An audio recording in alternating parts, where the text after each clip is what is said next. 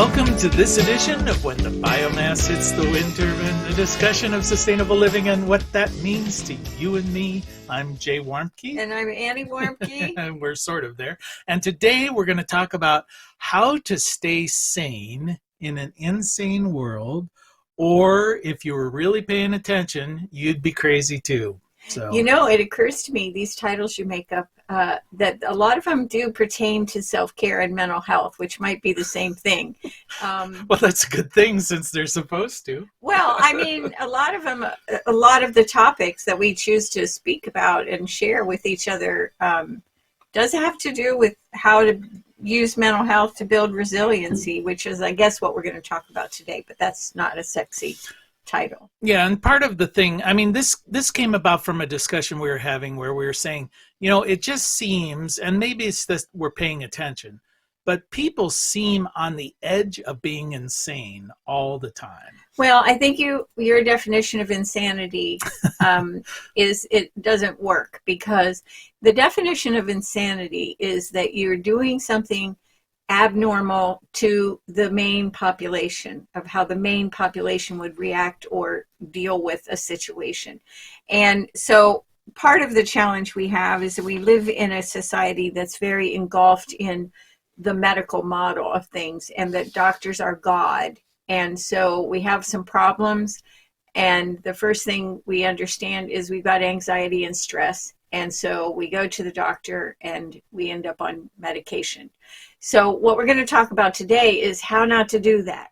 Okay, but if insanity is normalized, then it's considered normal behavior. Okay, I just want to point out that you're from Mars waiting to go home. All right. And you can't do that with it, because the normal behaviors of most people, which is what you just said, are unsatisfactory to you and strange to you. Okay, so I'll try and behave myself. So talk, yeah. and you actually have some background in this, and I don't. I have a degree in counseling from Ohio University. There you go. But today I want to talk about anxiety, which tends to be the middle name of almost anybody that I have connection with on a fairly regular basis. And the last quarter of 2020 was a good example, really, in our culture of how stress and anxiety touches all aspects of our life. If you think about, we're worried about health. So even if we had some kind of health issue, now we have a pandemic that kills you, and it's coming closer. More people are getting it, and people are dying.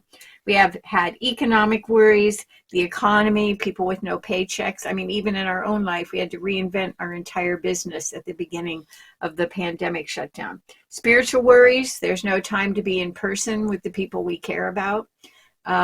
We can't even go to church, or we shouldn't go to church if we don't want to get the virus.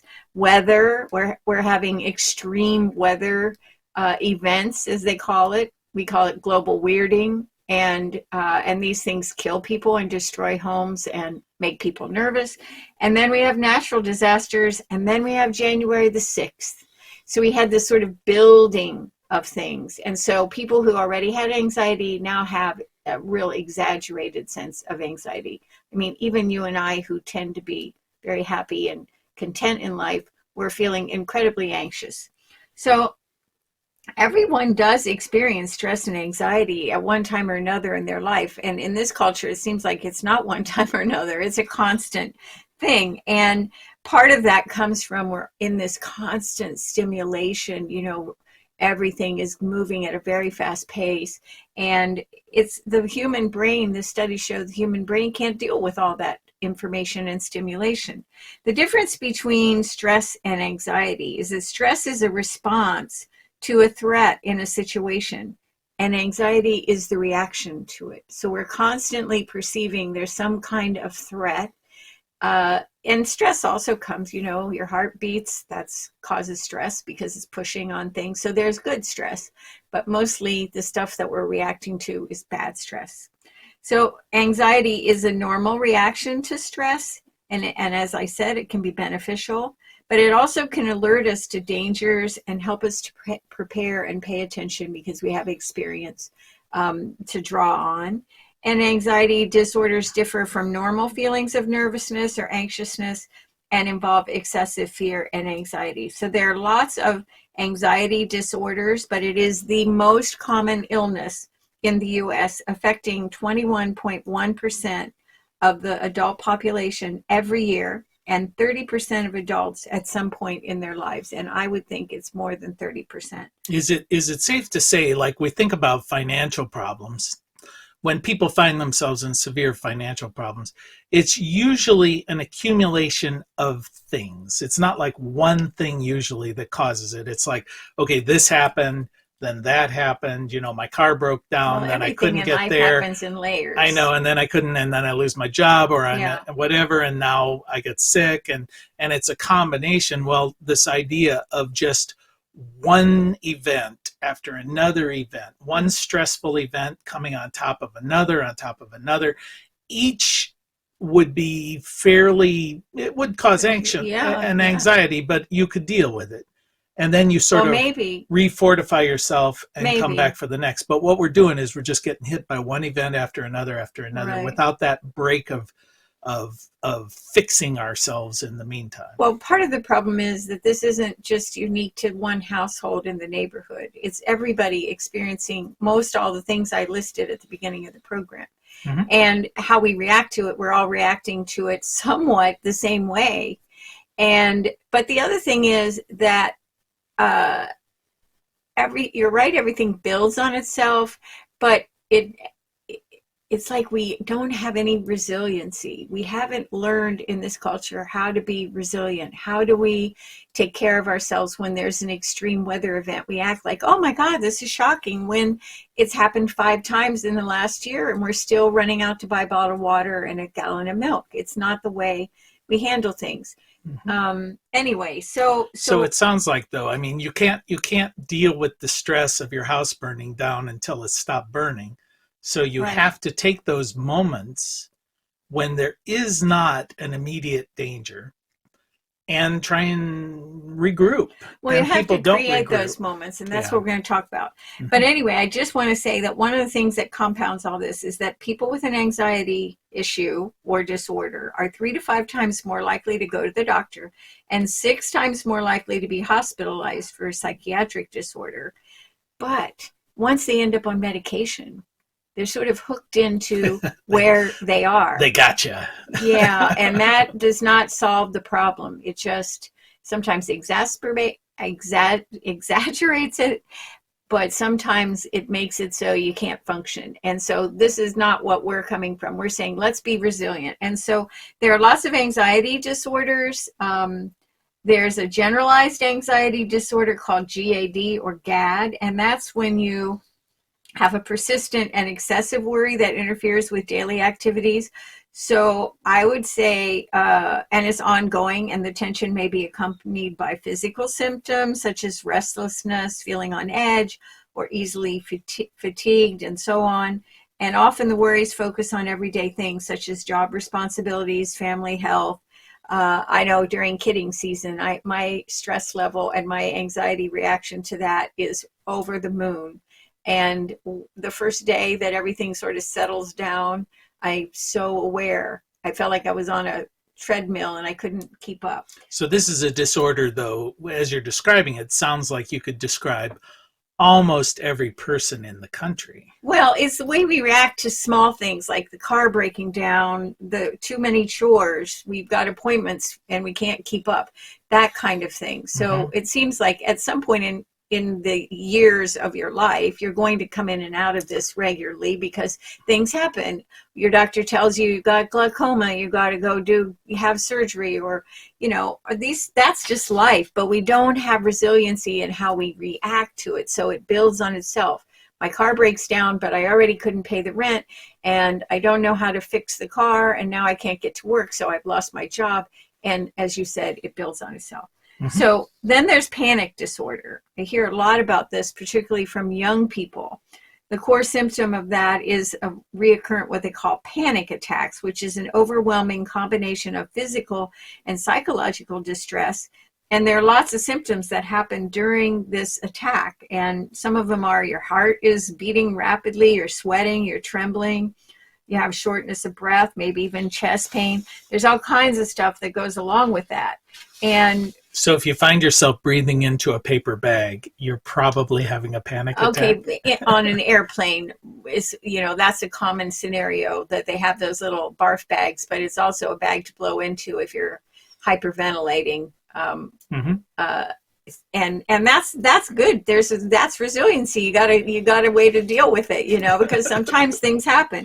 So, but sometimes it's very exaggerated, like a fear of dying.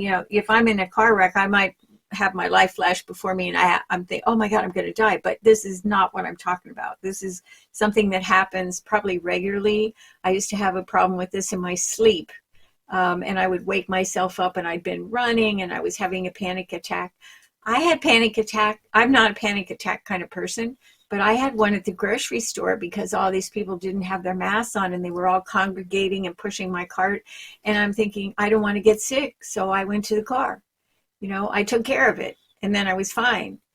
I've been to the store many times since, and I haven't had a panic attack. So another one is social anxiety disorder, and that's where there's a significant anxiety and discomfort about being embarrassed, humiliated, rejected, or looked down upon in a social interaction. This is something that is more and more prevalent in our culture.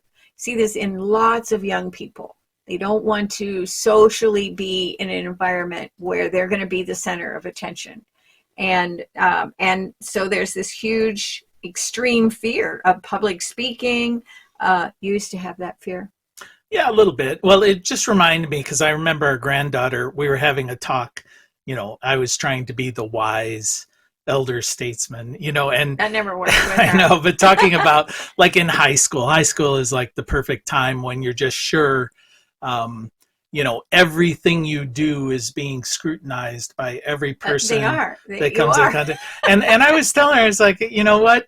You're thinking right now that everybody is watching you, and any mistake you make, they're going to be critical. Just understand they're all thinking the same thing. They're all sure that you're watching them and going to make, the bottom line is it really doesn't matter, It's like, gosh, I wish I could go back to high school and just understand that nobody really cares what I was doing. Well, I think it feeds into the systems that we grew up with. And I know for her, she got to a point in her life where she actually told everybody at lunch one day when they said, when we graduate, we're going to do blah, blah, blah. And she goes, oh, no, I'm never going to see you again. So she went and she meant it, and she hasn't. So but the thing is that, she got control of that, and she's had other things that have gone on. So anyway, post-traumatic stress, PTSD, this can come from having, it's disturbing thoughts. It's intense, disturbing thoughts and feelings that are related to experiences that you've had. Maybe they're flashbacks or nightmares, like I just said, and there's every emotion you can imagine that's associated with that. And people may avoid certain situations that remind them of traumatic events, and this is a growing awareness around how this works. So this could come from having a car accident.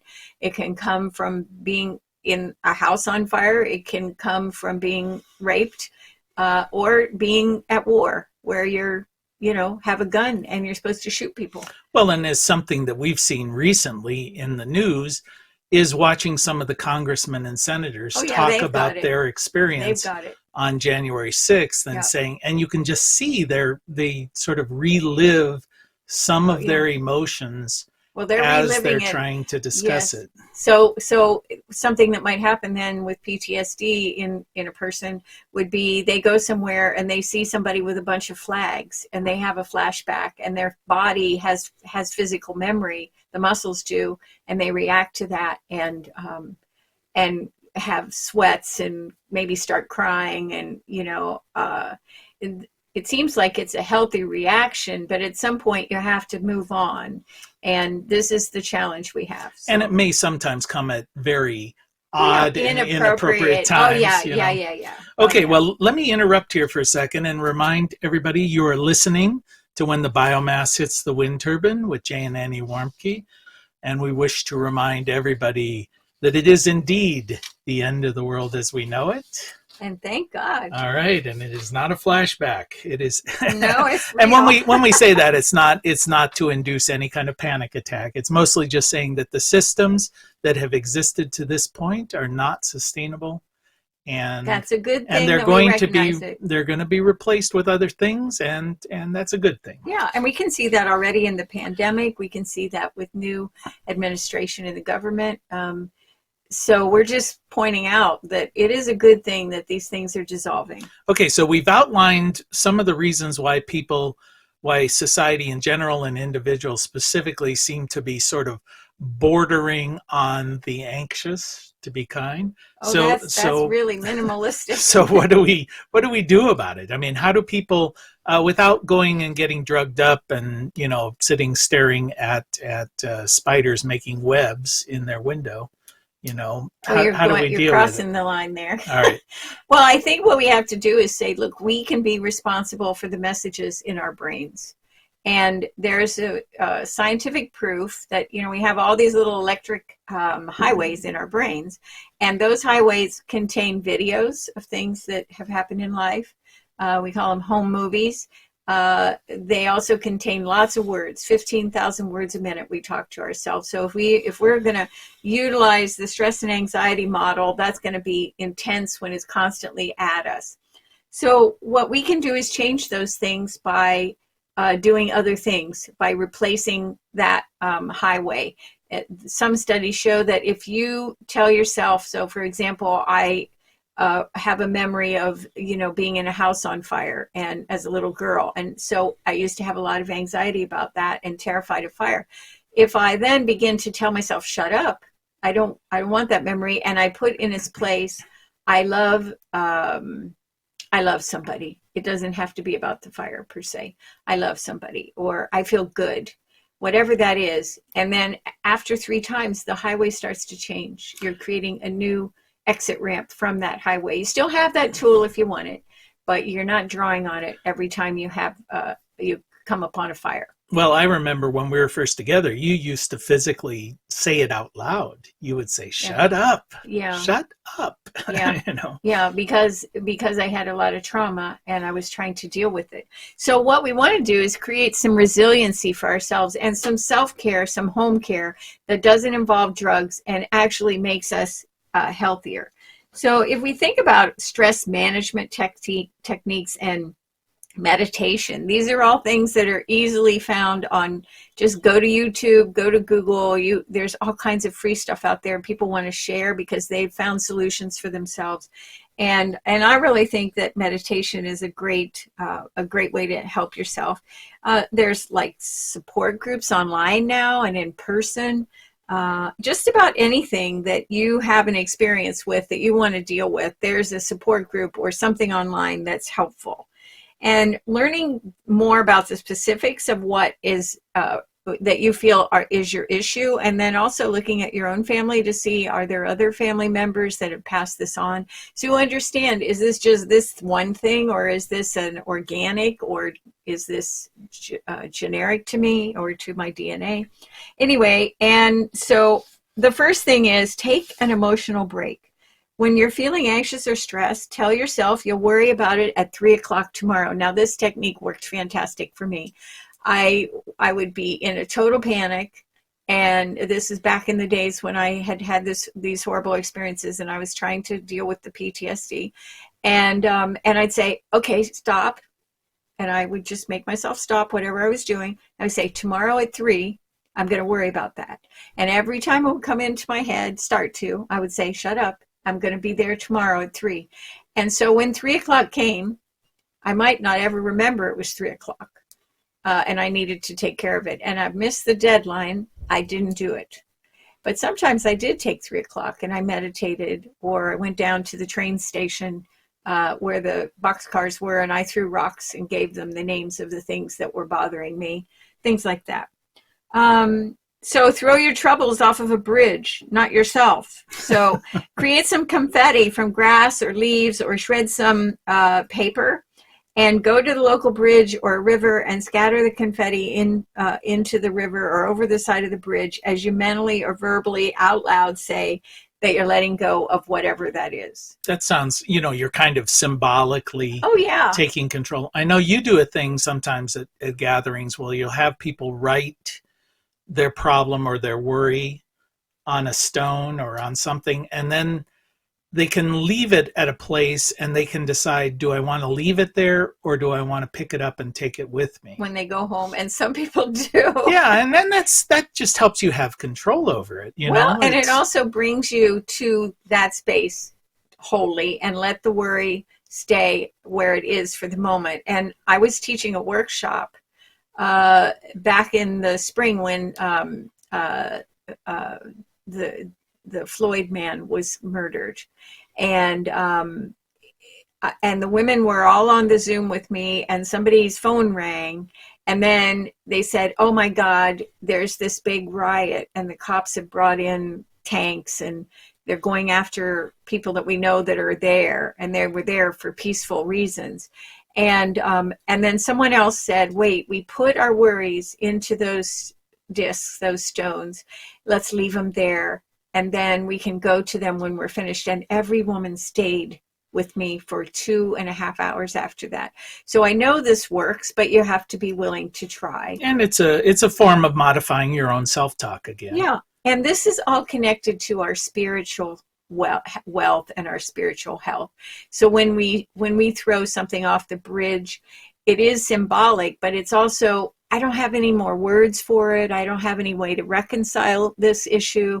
I don't have any way to make it all right. So I just need to let go of it in some way, and it really does work. Another thing you can do is dig a hole and have a little ceremony of pretending to put whatever's wrong into the hole and then cover it back up and be. Well, let's hope that's not one of your loved ones that's causing you stress. I thought about that when I wrote that. I was like, okay, not a big hole, a little hole. Don't get too exaggerated. Mm-hmm. Well, something that reminded me, and this may be on your list or may not be, but I was talking to a friend of mine, and he was having a lot of stress and anxiety. But it was a lot around the fact that he was feeling bad, feeling like anxious, but he had no really good reason for this anxiety that he could identify. And he had been going to all of the self-help gurus, and they were all like, don't sweat the small stuff, and it's all small stuff. And that's so trite. I know, and it was really kind of condescending, because it's like, okay, you have now just been told that your worries have no rational basis. So then you get to worry about the fact that you're worrying about something. I was like thinking, no, if these are legitimate worries, they exist. Well, sometimes, as I pointed out in the beginning, we have stress because something's wrong. And we may not know exactly what that is, but when you look at the list I gave at the beginning about the pandemic, about the election, January 6th, all that stuff piling on us, and then what does that put out into the universe? It puts out energy, and I don't want to sound like frou-frou-y, but it does.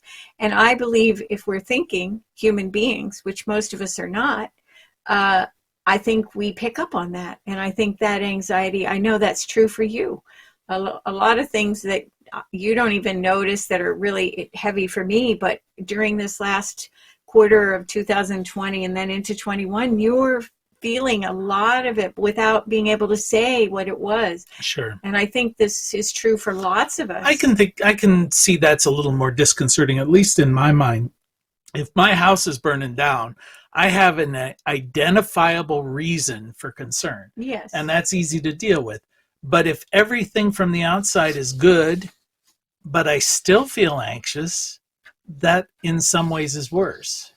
You need to be able to identify. That's right. So if you can just say, look, this is a spiritual issue, and so there are some things that I can do, and this is building resiliency for self-care and mental health. Mm-hmm. So someone in the store or on the highway cuts you off or does something that's irritated, bless them. It just changes. It makes your brain go, what the heck? And I know I've done that because we have the neighbor from hell. And I'll drive by and I'll see something they're doing and I'll start to think about things. Oh, no, bless them. Bless them. I'm going to throw kisses to them.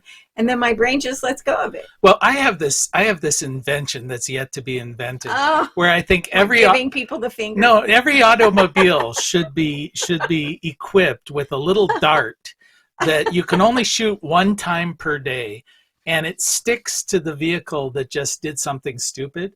And then if you're driving down the road and you see a car that looks like a porcupine with all of these little darts on them, you know to avoid that person. But you got to be careful because you only get one dart each day. You have to be careful because somebody's going to pull out a gun in this culture and shoot you. I just think that's a great invention.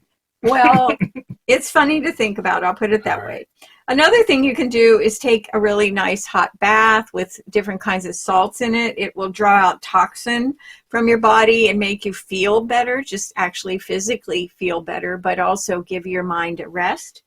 This is a fun thing. You could create a special spray in a squirt bottle. A spray bottle, I should say spray bottle, because you have a squirt, you might squirt somebody.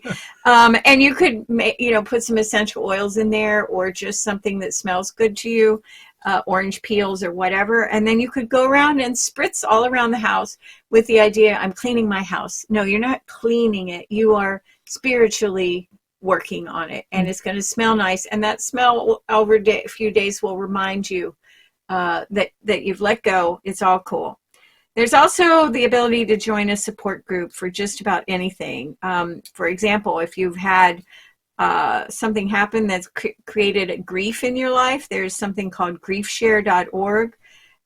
This Naked Mind, all one word, .com is an online, no-cost 30-day alcohol-free challenge. A lot of people need that and more.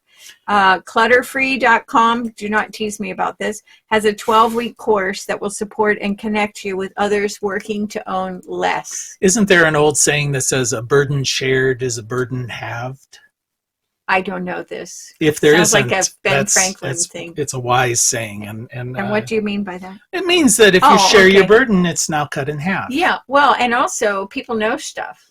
Yeah. So they might have a solution that worked for them, like we're talking about today, and they never thought of that before. Or they might find somebody hold their hand while they're trying to be persistent and consistent with changes that will help them to feel better. Well, and sometimes helpful just to have somebody say, yeah, you know what, I feel the same way. Yes, and that's a lot about what happens on social media now with groups like domesticshelter.org. That's for people who've been in family violence situations. And so everybody who writes on there talks a lot about that. So there's lots of them: stress ball or clay to squeeze, yoga, which loosens up your body. Set yourself a deadline on the calendar that you're going to not obsess after a certain period of time. So if I'm worrying right now, I'm going to give myself 24 hours and then I have to stop, or 5 minutes, or whatever that is. Make a little mailbox or designate a jar they can put small pieces of paper in that are your worries. Okay, well, you've been listening to When the Biomass Hits the Wind Turbine with Jay and Annie Warmke. We've been sharing our burdens with you, so thank you. And we want to thank Adam Rich, our award-winning producer who does not share his awards with us. And we want to thank everybody for spending just a little bit of time with us. And as your grandmother hopefully told you, the secret to a happy and sustainable life is... She always said, play nice with others, clean up your own mess, and eat your vegetables, Jay. All right, till next time.